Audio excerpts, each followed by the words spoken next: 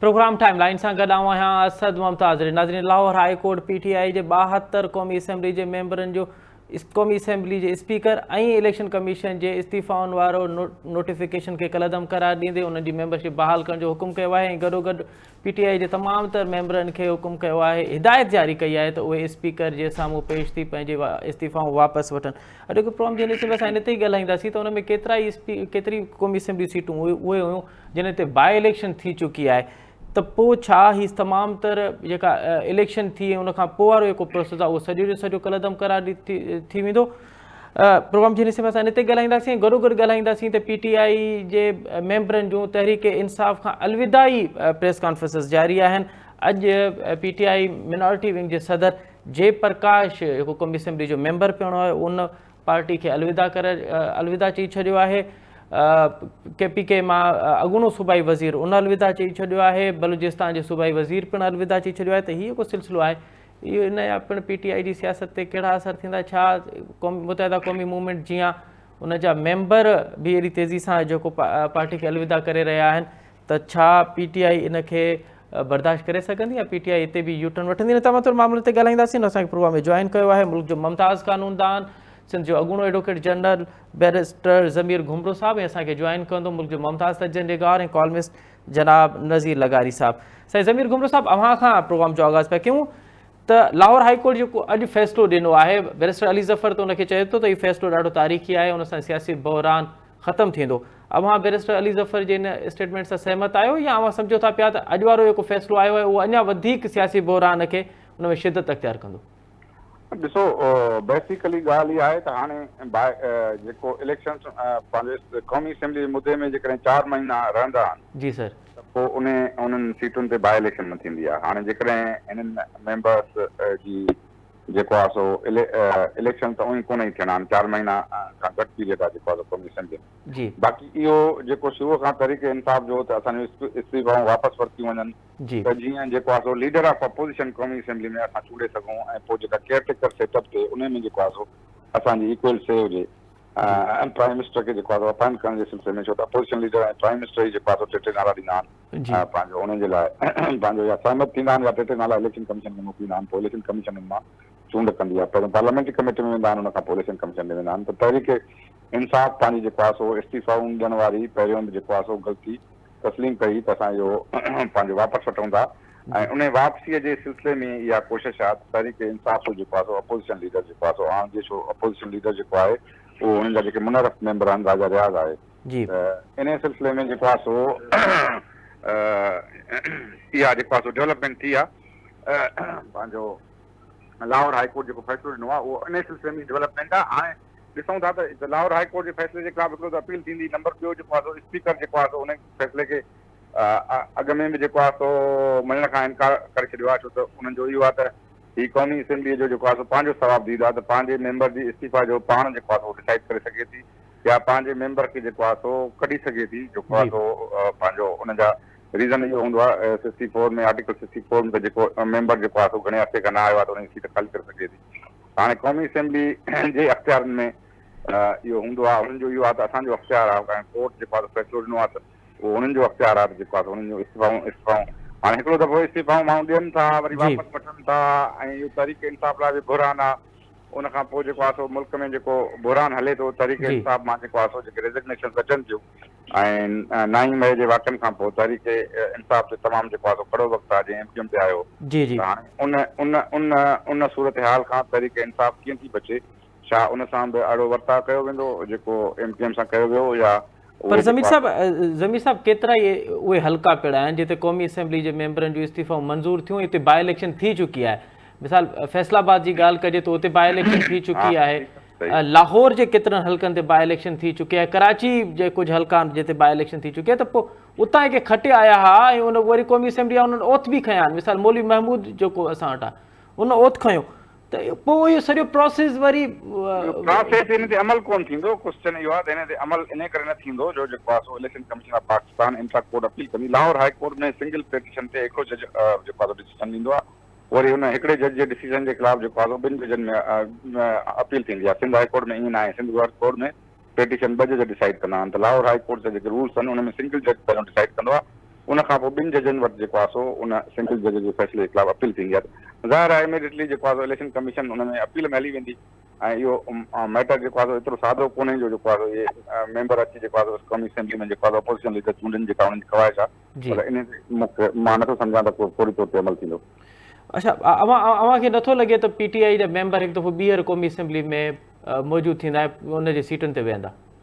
मां नथो सम्झां त जेको आहे सो उन ते फ़ैसिले ते अमल थींदो छो त उन ते बाय इलेक्शन्स बि थी चुकियूं आहिनि ऐं पंहिंजो उन फ़ैसिले ते जेको आहे इलेक्शन कमीशन रिज़िग्नेशन्स वारे फ़ैसिले ते अमल कराए चुकी आहे। हाणे इहो त न थींदो त पंहिंजो जिते बाय इलेक्शन्स थियूं आहिनि उहो सही आहिनि ऐं जिते बाय इलेक्शन न थियूं आहिनि उहो सही न आहिनि। इहो ज़ाहिर आहे त इहो फौरी तौर ते इलेक्शन कमीशन ऑफ पाकिस्तान जा पंहिंजो उहा वेंदी इंट्रा कोर्ट अपील में ऐं इंट्रा कोर्ट अपील में जेको आहे छा थो थिए उन ते मुनक़िद थींदो ऐं स्पीकर ज़ाहिर आहे जेको आहे उनखे रिसिस्ट कंदो जे अॻु में रिसिस्ट कंदो रहियो आहे।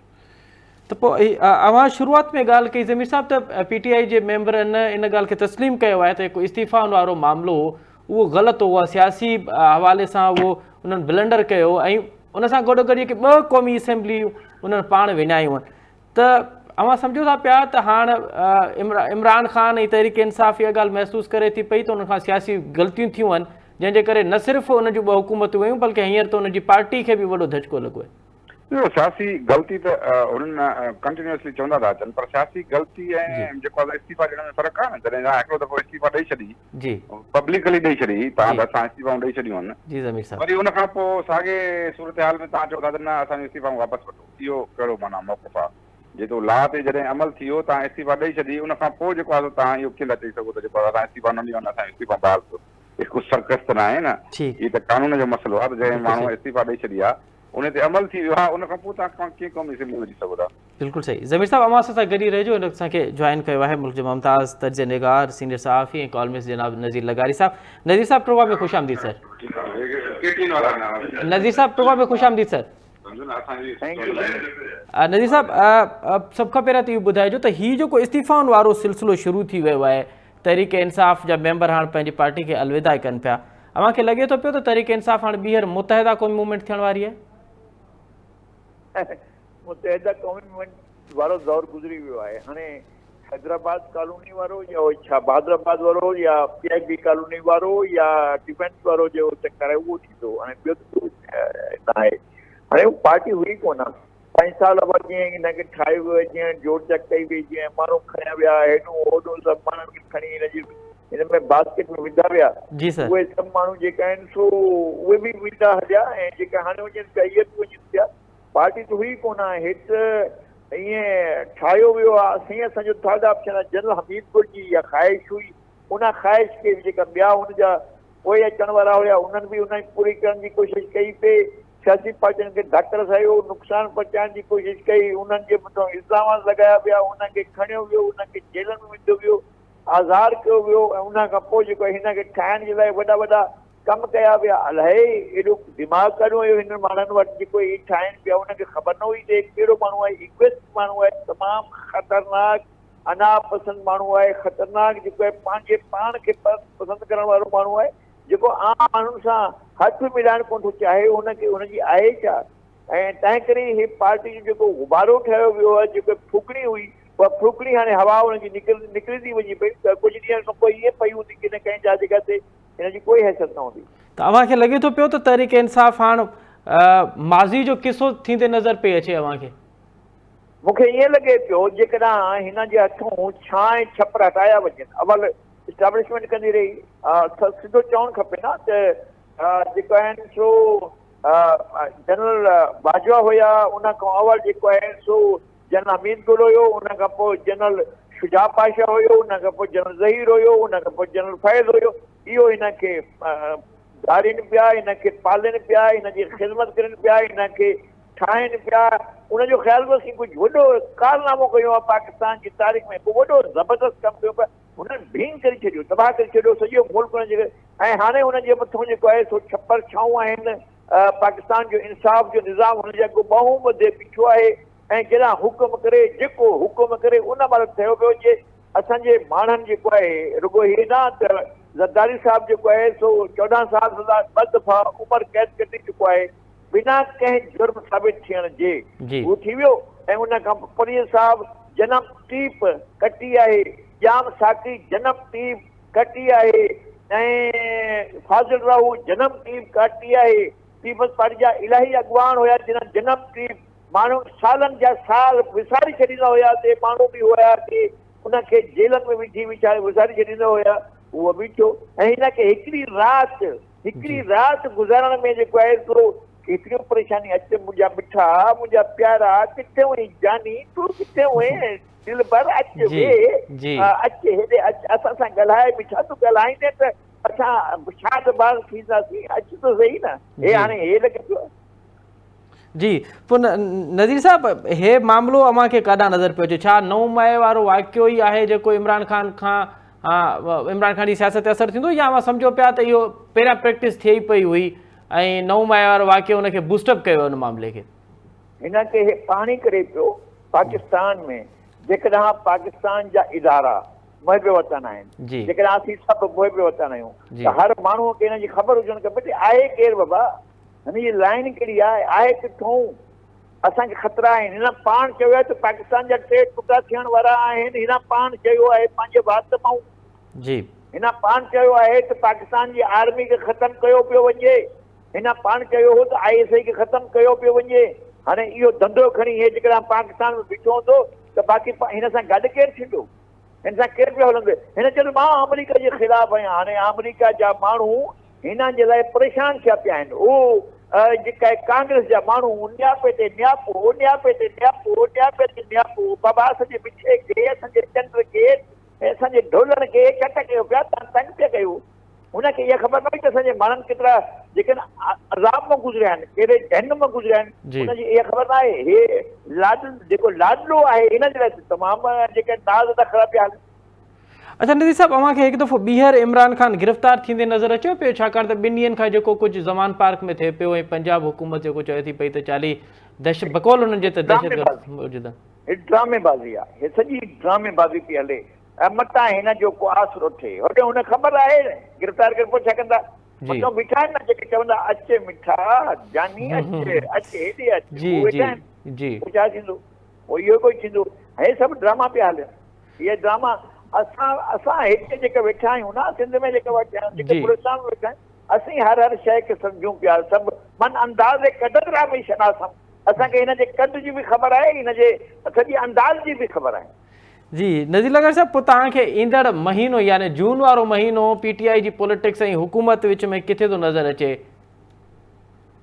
मां सम्झां थो त हिननि खे इलेक्शन जो ऐलान करणु खपे ऐं अक्टूबर में इलेक्शनूं थियणु खपनि ऐं उनजी मुद उहा ई आहे। उन मुद ते थियणु खपनि, गारंटी करणु खपे, माण्हुनि खे एतबार ॾियणु खपे। हे कुझु बि न रहियो आहे, माण्हुनि हिनखे ॾिसी वरितो आहे, माण्हुनि हिन जो अंदाज़ ॾिसी वरितो आहे।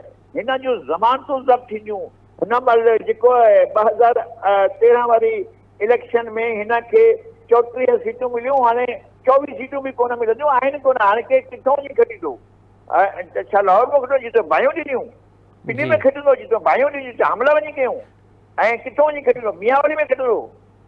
छा हुन में पंहिंजो सरगोधे में वञी खटींदो? कहिड़े हंधि वञी खटींदो? सराइकी बेल्ट में छा हुनखे साॻियो मैंडेट मिलंदो जेको 2018 में? सराइकी बेल्ट में जेका हुन जा मेंबर हुया हिन महिल ताईं हुनजो वॾो हिसो छॾे चुको आहे।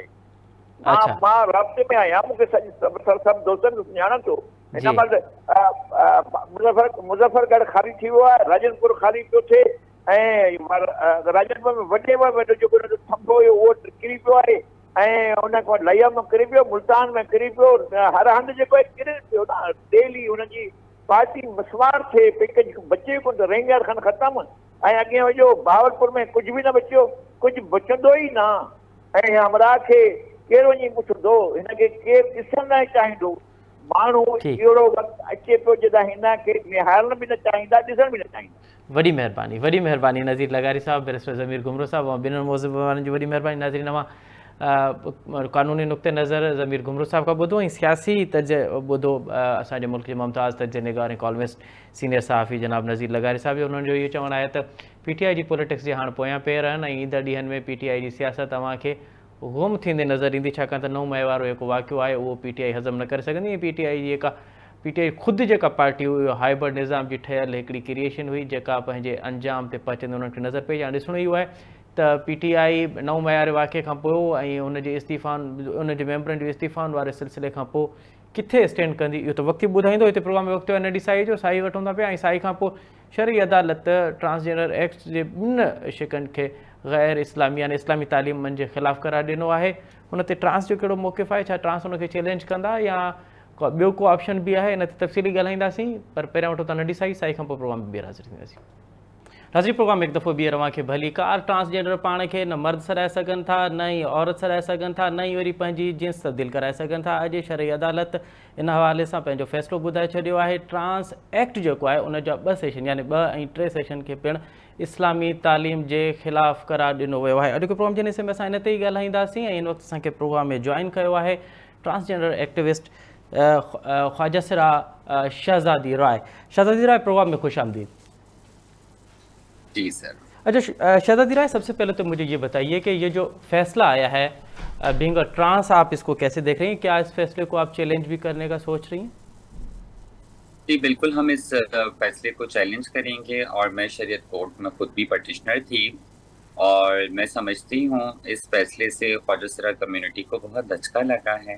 ख्वाजा सरा कम्युनिटी बहुत समझने गम और गुस्से में है कि पहली दफ़ा पाकिस्तान के आइन में हमें शामिल किया गया, हकूक़ दिए गए और दोबारा से उन हकूक़ पे जिस तरह से हमला किया गया है तो हम उसको बिल्कुल भी एक्सेप्ट नहीं करें। लेकिन आज शरई अदालत ने यह भी वजाहत की है कि पाकिस्तान के आइन के तहत ख्वाजा सराओं को तमाम तर हुकूक जो हैं वो मैसर हैं। देखिए, डेफिनेशन इज़ वेरी इंपॉर्टेंट। जब आप डेफिनेशन को ही चेंज कर देते हैं, जब आप इस किस्म के कानून ले आते हैं जिनसे ख्वाजा सराओं को और तकलीफ पहुँचे, जिनसे ख्वाजा सराओं की ज़िंदगी को और मुश्किलात पैदा हों, तो आपको क्या लगता है कि आप इस चीज़ को आगे कैसे कंटिन्यू कर सकते हैं? मुझे नहीं लगता कि ये ख्वाजा सराओं के कोई हक में फ़ैसला आया है। बेसिकली ये फैसला इसलिए किया गया है ताकि राइट विंग के लोगों को खुश किया जा सके। लेकिन शहज़ादी राय, 2 बातें इसमें जो कही गई हैं, आप फैसले को चैलेंज करने का सोच रही हैं, ये आपका राइट है, लेकिन उसमें ये कहा गया है कि ख्वाजा सरा ना तो खुद को मर्द कहलवा सकते हैं ना ही औरत। इसकी भी ज़रा वजाहत कीजिएगा। और ये जो जिन्स तब्दीली वाला मामला है ये क्या है? कितने ट्रांस हैं जिन्होंने जिन्स तब्दील किया हुआ है और शरई अदालत को उस पर भी एतराज़ है? इन बातों को बहुत ज़्यादा मैनिपुलेट किया जा रहा है। अब शरीयत कोर्ट की तरफ से इतने इमेच्योर डिसीजन को मैं बिल्कुल भी एक्सपेक्ट नहीं कर रही थी कि एक जैसे जिन्स तब्दील करना और जिन्स ठीक करने में बहुत फ़र्क है। देखिए, जिन्स की करेक्शंस भी होती हैं। खुदा की तरफ से बहुत सारे बच्चे ऐसे भी पैदा होते हैं जो माजूर होते हैं, जिनके होंठ कटे होते हैं, जिनके हाथ नहीं होते हैं, तो क्या उनका इलाज नहीं होता? यहाँ पे इलाज होता है ना। तो इसी तरह ख्वाजा कम्युनिटी को हेल्थ और उनकी ट्रांजिशन के हवाले से रोकना, तो ये मैं समझती हूँ फंडामेंटल राइट से रोकना है। हमारा ये बुनियादी हक जो है वो हमसे छीना चाह रहा है। अल्फाज का चुनाव भी ऐसा किया गया है जो पढ़ने वाले को तासुर ये दे कि वो बिल्कुल राइट पर है, बट नहीं, अल्फाज का जो चुनाव है वो बिल्कुल गलत है। वो वही अल्फाज का चुनाव किया गया है जो कि अपोजिशन की तरफ से, जो कि जमात इस्लामी की तरफ से उन अल्फाज का चुनाव किया गया था। नहीं, देखिए, बहुत मैं क्लियर की बात कहना चाहूँगी कि हमारे मसाइल को फिर कौन देखेगा? जब आप एक जिन्स चेंज करने वाली बात को मैनिपुलेट करके आप किसी भी सर्जरी को बैन कर रहे हैं, तो आपने उसको बयान तो नहीं किया कि जेंडर करेक्शन सर्जरीज नहीं करेंगे। बहुत सारे मामलात हैं। मैं खुद एक 6 साल की तवील मेडिकल सिचुएशन से निकल के अब जाके मैंने अपना इलाज सही करवाया और मैं सही तरीके से अब जिंदगी गुजार पा रही हूँ। उन सब मसाइल को कौन अब डील करेगा? तो फिर इसका आप हल क्या इसका कोई मेडिकली जो कहा जा रहा है कि कोई मेडिकली बोर्ड तश्कील दिया जा रहा है, मेडिकल कमेटी तश्कील दी जाए जो इस तमाम तर मामले को चेकअप करे, क्या समझ? एक शरीयत कोर्ट ने पहले वो बात करते हैं दीन, ठीक है, दीन के हिसाब से तो इस्लाम में कब मेडिकल बोर्ड था? मुझे आप ये बताएं, इस्लाम में कब था कि हम अपनी शलवारें उतार के 5 डॉक्टर्स के सामने खड़े हो जाएं?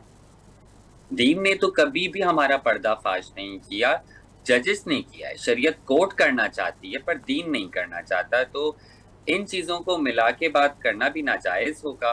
तो जायज़ ये है जो हमारा मुतालबा है कि आप दीन में जो है आप वैसे चलें तो बेहतर है। आप अपनी तरफ से साइंस को भी ला रहे हैं, फिर आप साइंस में भी कह रहे हैं कि साइंस हम वो मानेंगे जो आज से 40 साल पहले कहा जाता था कि जेंडर डिस्फोरिया एक मेडिकल कंडीशन है, उसको जो है आप मेडिकल डिसऑर्डर है सॉरी, तो एक मेंटल डिजीज़ के तौर पे अब आप ये चाहते हैं कि ख्वाजा सरा कम्युनिटी को आप मर्द बनाने के लिए या पूरी एक औरत बनाने के लिए इलेक्ट्रिक शॉक लगवाएँगे, जो कि पूरी दुनिया में WHO की गाइडलाइंस के मुताबिक स्ट्रिक्टली मना है। तो आप मतलब ये जानवरों वाला सलूक ख्वाजा सराओं के साथ किया जा रहा है और पूरे उसमें जो भी अल्फाज इस्तेमाल किए हैं वो इंतहाई मैं ये कहूँगी कि चालाकी के साथ इस्तेमाल किए गए हैं कि लोगों को मैनिपुलेट किया जा सके। ये सरासर ख्वाजा सराओं को जानवर से तशबीह देने वाली बात है। तो आप एक्सपेरिमेंट जी जी करें, ख्वाजा सराओं के साथ नहीं कर सकते।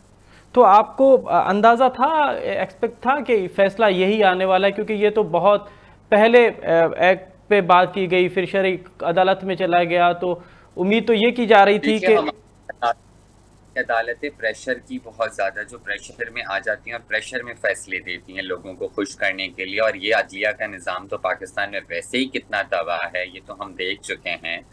हमारे जजेस गुड टू सी यू कह के तो हमारे चीफ जस्टिस साहब बुलाते हैं मुल्ज़िमान को, तो हम क्या इन जजेस से उम्मीद रखेंगे कि ख्वाजा सराओं को जानवर की तरह ट्रीट करने की बात की गई।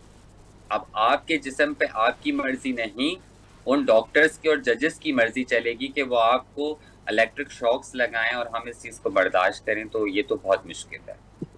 तो फिर आप इस मसले का हल कैसे देख रहे हैं, क्योंकि शरई अदालत का फैसला है, अब तो या तो आप चैलेंज करें या फिर ये कबूल करें, कोई तीसरा ऑप्शन है?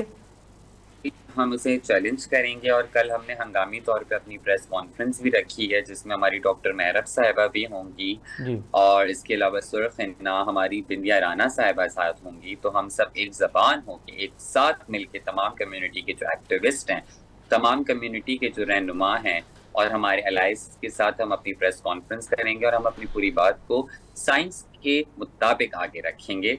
और अफसोस के तौर पे इसमें जो जजमेंट का फैसला है वो एक साइकाइट्रिस्ट के कहने पे किया गया है जिसने उसमें लिखा है कि जेंडर डिस्फोरिया जी एक क्यूरेबल डिजीज है, यानी कि जेंडर डिस्फोरिया का इलाज मौजूद है। तो वो इलाज जरा आप गूगल कर लें तो गूगल तो कुछ और बता रहा है, WHO और बता रहा है, ये कहाँ से लोग लाए।